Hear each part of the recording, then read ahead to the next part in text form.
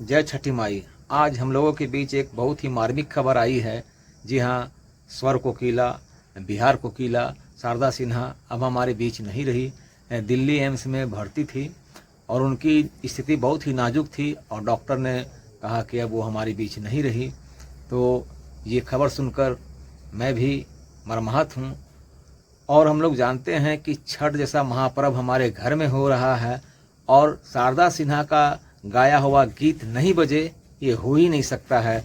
जब हम लोग बच्चे थे और अब युवा हो गए हैं, बचपन से ही छठ महापर्व पर उनकी गीत को सुनते हुए आए हैं।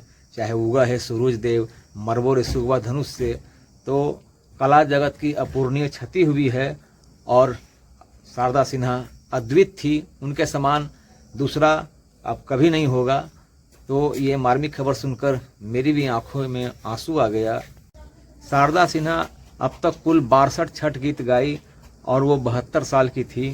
तो और बड़ा ही संयोग की बात है कि खरना के दिन, बहुत ही संयोग की बात है कि छठ पर्व का पहला दिन, नहाय खाए के दिन शारदा सिन्हा जी का निधन हुआ।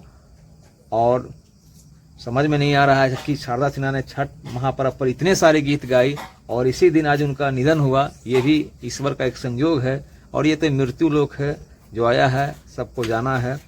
फिर भी हम लोग बहुत ही मर्माहत हैं। भगवान उनकी आत्मा को शांति दे और स्वर्ग में स्थान दे, क्योंकि शारदा सिन्हा अद्वित थी। उनके समान कभी दूसरा कभी नहीं होगा। और जब तक सृष्टि रहेगी, हमारे हिंदुस्तान में शारदा सिन्हा का गीत बजता ही रहेगा। जय छठी माई। बाकी आप लोग कमेंट में बताएं कि आप लोग शारदा सिन्हा के बारे में क्या जानते हैं। जय माई।